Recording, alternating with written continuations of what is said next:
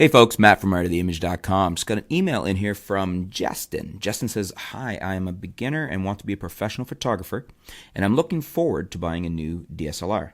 I'm confused between the Nikon D750 and D7500. I'm more onto the Nikon D750, but is it still the best performing camera till today? What about the buffer and autofocus of these cameras? Which camera has better image quality? I also like to capture videos, but I'm more onto photography. Which one will you think will be best for me? If these cameras does not fit my needs, then suggest me another DSLR around the budget of these DSLRs that I should go with. Do suggest the lenses too. Thanks in advance." Well, thanks for your question, Justin.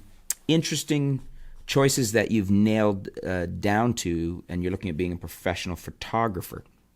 Between the two, between the Nikon D750 and the Nikon D7500, I would automatically, just based on the fact that you're talking about being a professional photographer and that you're not really into video, although you do say I'd also like to capture videos, the D750 is a better general camera for a pro photographer. It's got all the megapixels you need at 24.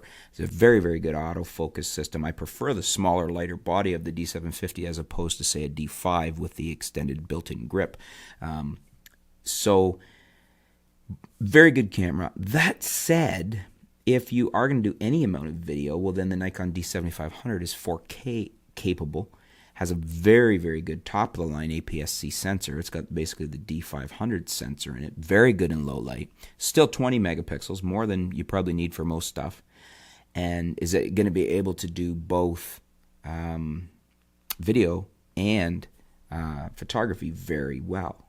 Now, it's not as much of a pro body as, say, the D500, but again, I wouldn't have an issue with you using a pair of D7500s for shooting pro, because I've shot those style bodies pro, like the 7200 style, or I think the 7000s were the last ones I shot as a pro setup.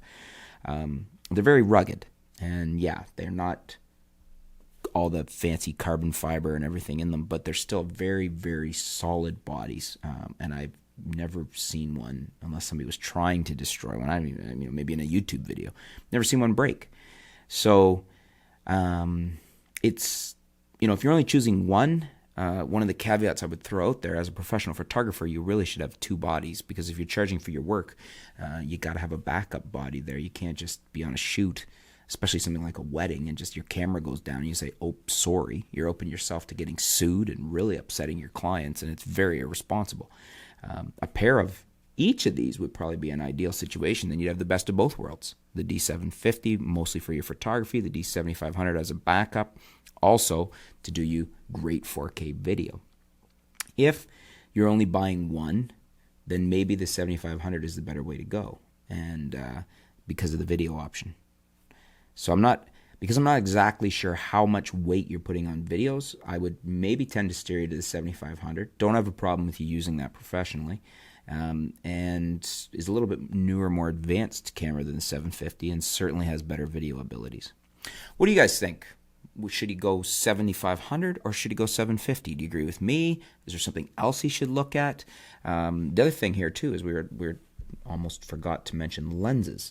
And if you're going with the 7500, I would probably, if I'm shooting professionally, would go with a Sigma 17-50 f2.8 OS. Great lens, gives you a standard zoom at f2.8. You can do a lot of stuff with that. I would immediately throw in a 50mm f1.8G from Nikon. Very good prime, very good low light. Allows you to do, on a crop sensor body like the 7500 will give you a very close to an 85mm portrait lens. And then you can build from there. If you need a wide, I would look at the Sigma 8-16. If you're wanting something longer and you don't want to spend a lot of money right off the hop, the 70-300 VR is a great lens from Nikon to give you some reach.